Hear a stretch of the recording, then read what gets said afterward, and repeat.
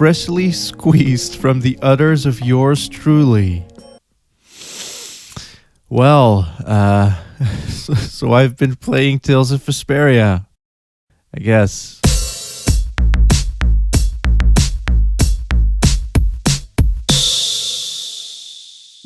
Well, it finally happened. I bought an Xbox 350. Only like, 12 years after its release? And yeah, it doesn't take more than a quick glance at my glance to figure out that there may just be a very strong presence of PlayStation going on, and I don't know what kind of impression that gives off, but like, I'm not a PlayStation fanboy, okay? Just shut up. Shut up! Or at the very least, I sure as shit wouldn't brand any brand on my ass. It's just that, as anyone would, I tend to gravitate towards certain types of games relative to my tastes. Which, in my case, means shit like survival horror games, adventure games, visual novels, the odd platformer or hack and slasher, and just general single-player story-driven schlock. And typically, with exception of course, those genres and the games within them have a very strong whiff of Japland about them, and thus tend to favor Japanese consoles like Nintendo handhelds and PlayStation shit. Also, PC, which is good. Keep doing the PC, please. But there was this strange and mysterious era, an alternate timeline, if you will, in which the corporate white slavers over at Microsoft tried to win favors with the weebs and the Japanese by securing a few exclusives. Or trapping them, in my case. I had a PS2, a GameCube, a Wii, and a PS3, not to mention a shit ton of handhelds and a PC, so suffice it to say I couldn't exactly convince my parents to fork out another $300 just to get me a new console, and fuck getting a job. Ugh. Now though, I am an adult, and I still can't get my parents to buy me stuff, nor do I particularly fancy getting a job, but I do have money to spend on useless tat, and the Xbang 360 seems to be just that. So yeah, expect me to hunt down these trapped Xbox 420 and Xbone OG Weeb games, reviewing all of them as I do. Starting with...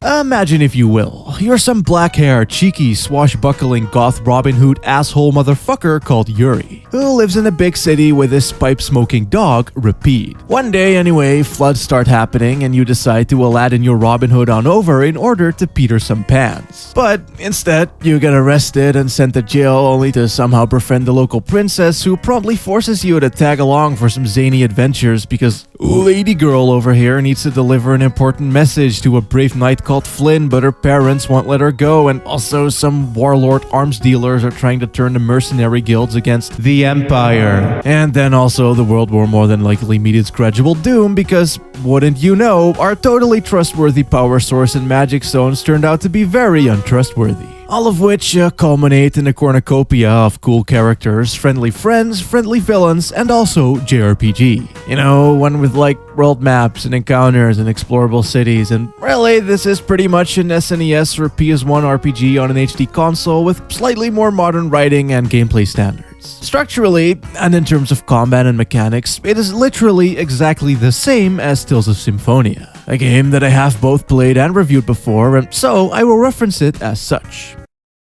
Bitch.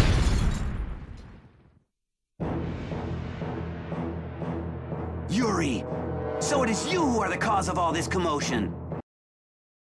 I'm sorry, but what? Basically, Tales of Vespas is chock full of neat, streamliney additions that make the game an absolute dream to slog through. There's tiny things like them simply adding tons of items and collectibles in every single cupboard, closet, can, pot, or pan, or ramping up the running speed to what is probably the most comfortable pace that I've ever seen in a game like this. But then there's also seemingly minor additions that actually change the entire way how a JRPG typically operates. Like how you can court around enemies on the map to lead them all into one big encounter, or how you can boops at enemies on the head, Paper Mario style, to start off a preemptive strike, or the fact that all dungeons have treasure chests around literally every corner, thus making exploration and even just the simple act of being there rewarding in and of itself. And then there's even some very mild puzzly elements that aren't interrupted or made frustrating due to the lack of random encounters. Anyway, while all of these are neat additions in their own right, it isn't how these things link together that shows their true genius. For example, you being able to engage pre-engagement puts a lot of the engagement agency on you. There's something almost inherently lame about seeing a treasure chest gleefully running on over there only to...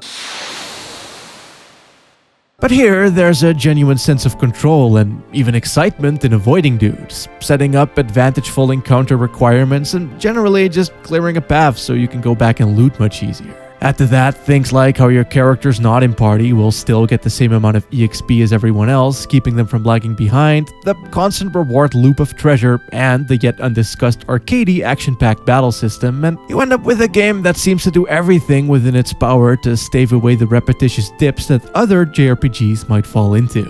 And better yet, shit doesn't end here either, as the puzzles top all of this off in a surprisingly intuitive manner. I mean, you can have, say, a dungeon that's built like one big stairway with only 2 or 3 enemies on each floor and perhaps a treasure chest or two too. But then, what if one were to add a gear on each floor as well that you need to shoot with your puzzle gizmo ring to power up some type of unknown machine? There will be literally no challenge to you doing this, and yet it creates intrigue. What am I powering? Is it optional? Will it lead to more treasure? Will this open up the boss door? And so on? Again, it's fucking great. And all dungeons function very much like this, though all in their own unique little way.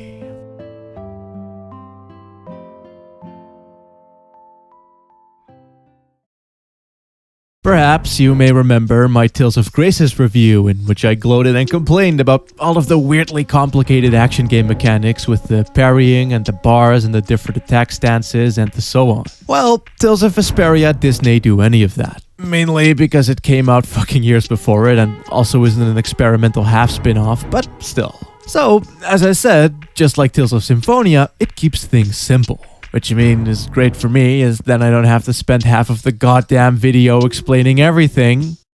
Grace is, you do attacks by mashing button and doing direction. What direction do what button one can assign thyself as you learn new moves called arts through leveling up after battles. Essentially, there's 2 types of attacks. Regular ones done by mashing B and the magical arts done by A, and of course, the idea here is that you string together combos with relative unrestriction, chaining shit with the gang, thus ramping up the damage and the amount of XP what you get given that you performed good at least. It has some of the hallmarks of what you'd see in a proper action game, just never quite as complicated and newcomer unfriendly. Plus, it heavily benefits off of its JRPG layers. In essence, it is fun, simple, and looped up to a level of polish that says, "We've been building upon this exact fucking system since the Super Nintendo, so trust us, we know how to make this work." Seriously, paired with all of the dungeon shit that I just went over, you unlocking new arts at a frequent rate, and the battles being over in the blink of a dink, shit never really has the time to even consider becoming dull. Sans like maybe 1 or 2 dungeons that went a bit overboard with the size thing, but even then your JRPG thresholds may vary. Oh no. Oh no. Now, I will say that the game starts off a tad on the slower side. Yuri isn't exactly the fastest boy and his attacks don't fully chain together properly right away either, causing him to stop dead in his tracks after every 4 or 5 hits. The combat overall can feel a wee bit sluggish as a result, though luckily this is completely mediated hour 4 onward once thine party has fleshed out proper and moves have been learned. A big player here is the skill system. Pretty much ripped straight out of Final Fantasy IX verbatim, your equipment also comes with learnable skills that you can learn as the associated bars fill up through battle. Once full, you can keep the skill attached to the weapon even without having it equipped, given that you have the skill points to use it at least. Either way, these skills can do things along the lines of increasing your chain capabilities, in battle running speeds, netting you additional perks like auto regen, and even entire new arts just as well. I'm pretty fucking glad that they added this, as it's easily one of the most graspable JRPG systems I've ever seen, and there's also just something inherently rewarding about not just growing your character and buying new weapons, but growing those weapons as well. So, I'm equally pleased as a fickle dickle to mention that they also ripped off Final Fantasy IX's exact synthesis system. No longer will your old equipment be a burden or something that's easily pawned off. Nay. You fucking collect that shit, along with the heaps of monster spoils, so you can A, beef up your existing stuff, boosting the stats and or adding additional skills, or B, make new, not otherwise purchasable equipment, making you a super exclusive cool boy. And again, this also ties into everything else, as now the dungeons and even just the simple act of mindlessly grinding on the world map are even more rewarding than they were in case of vanilla. I always avoid grinding or backtracking in RPGs, even the ones that I love, just because of how tedious things can get when the encounters overstay their welcome. Yet here, in Tales of Vesperia, I gladly went back to old dungeons in order to get all of the endgame secret weapons, or even just to have a cheeky ransack hauling the old treasure chests. It's genuinely great.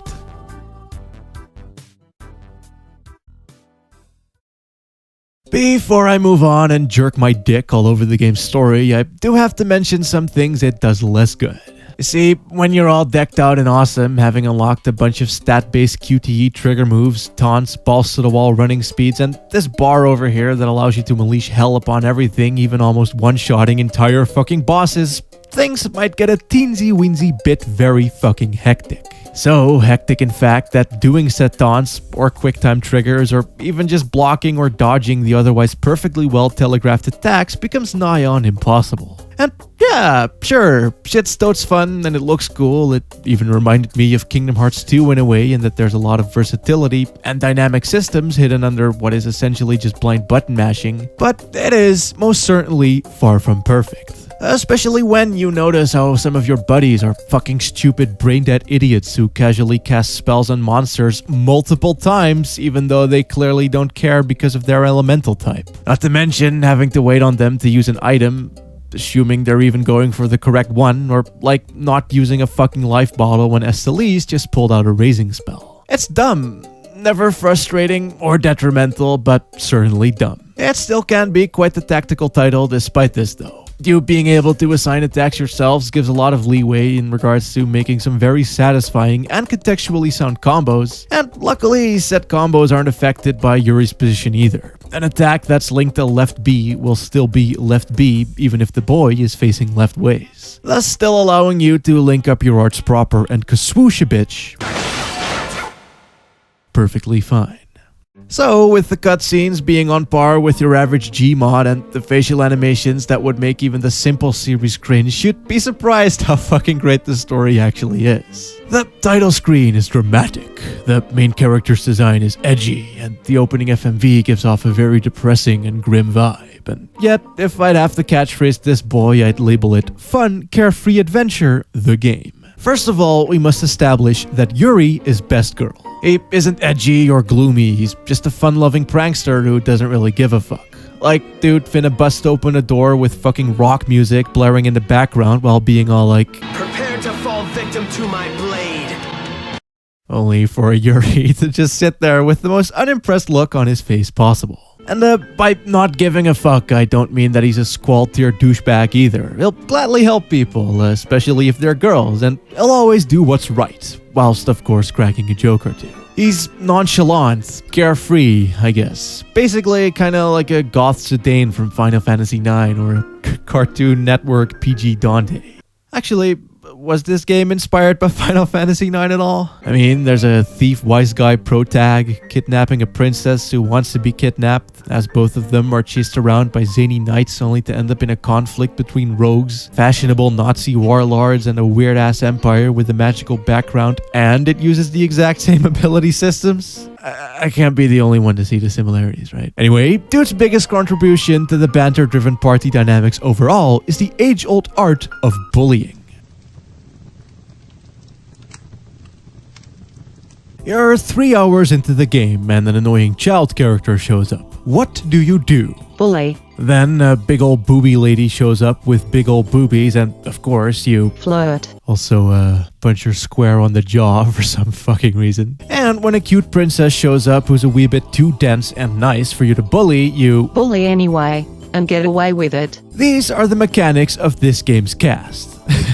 For real, all of their personas are written with the sole intent for them to complement each other's quirks in conversation. Yuri, for example, is cheeky, prompting weird topics, but also far too manly to get emo. Celise is well posh and happy, and so she'll kind of just go along with whatever, but also ask things someone more socially inclined would not dare to ask. Child Man is mucho insecure but cocky, thus very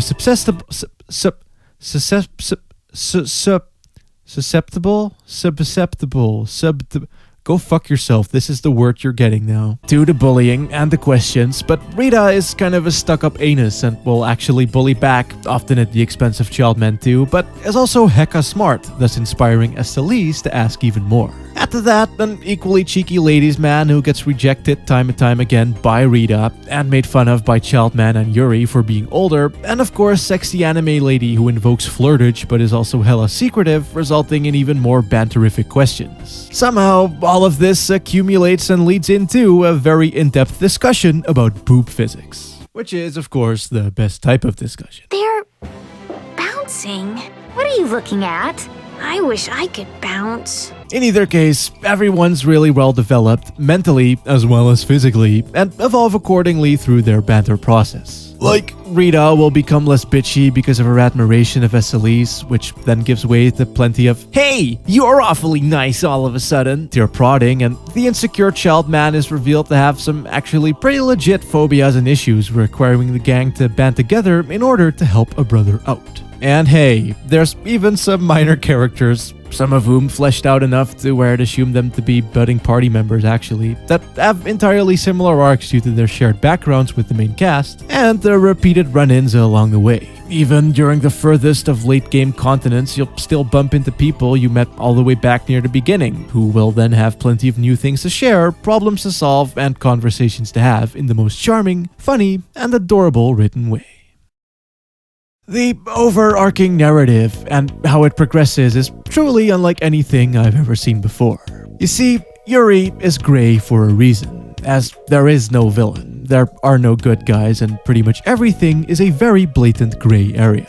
JRPGs often have the trope of, "Oh no, the thing wasn't what you thought it was," like a villain actually not being all that bad or a power source being harmful. And where Vespa does these things for sure, it does them in wholly its own way. First of all, it doesn't set up shit. The only lead that you have in regards to what could be considered a plot is what I said near the start. Princess needs to meet Knight, so you take her to see Knight. From here, it takes on a progression similar to the first disc of Final Fantasy VII, you following said Knight, or in Final Fantasy VII's case Sephiroth, across a wide variety of towns, dungeons, and continents, constantly seeing the spoils and reminders that they left behind. Where things start to differ though is in how the gang keeps having to invent new reasons to keep going. Celise doesn't want to go home after all, Yuri also has some personal beef to squash, and literally every party member has their own reasons for joining that, and here's the interesting bit, stay relevant for the entire game and never take a clear precedence. Or not in the sense that one dominates the whole game at least. Quina from Final Fantasy IX might have her own quest, and Red 13 from 7 has his as well, but they're clearly secondary to whatever the main thing is. But Vesperia doesn't really have a main thing. Like I said, there is no villain or conflict. Not to spoil the how or why, but the final boss is actually just only the final boss by pure and complete coincidence, based on a rash decision made about 2 hours prior, which might sound like awful build-up-less pacing, but it's really not. Everything, and I do mean everything, equally builds up to that very moment in its own personalized way, and not in the sense that they all end up being essentially the same issue either. Like I said, personalized. I kind of feel like I need to back this up with some examples, but I can't really bring myself to spoil shit. I mean, the game straight up doesn't have plot twists. Everything is already there, it just wasn't apparent that some of these things were issues. And so, mentioning any detail past what I already laid out would already take away from the immaculately detailed build-up what this story achieves. In essence, though, it is just fun adventures the game still. The entire thing seems to be in service of giving these eager people a good reason to go, which is in such a stark fucking contrast to literally 80% of all JRPGs. Everyone's just so hyped up and nice and happy and cheeky that whatever they want automatically becomes what you want no matter how gray. Cause yeah, remember, just as there is no villain, there aren't really any heroes either. Stereotypically, this does give way to a few "are we sure what we're doing is right" tropey pitfalls here and there, but the conclusions that spawn from these conversations really only end up feeding into their sheer love of wanderlust, and I love that too. No god-killing, world-saving, spiffy-haired shit kid, just a bum and his dog and some stupid-ass princess and any manner of asshole reject that they managed to recruit along the way. We may have killed some people, but then we also saved that one guy, and I guess we're having fun, right? Yeah, sure. But what about this ghost ship? Oh, I don't know. Let's check it out. But not before we raid this cartoon Nazi's mansion, pass out in the desert, and seduce a knight so we can break into an army base. I absolutely adore this game. When I bought it, my order had fucked up and I ended up getting 2 copies. Normally, I'd be salty about this, but yeah, no, this game is totally worth owning twice. I genuinely loved it.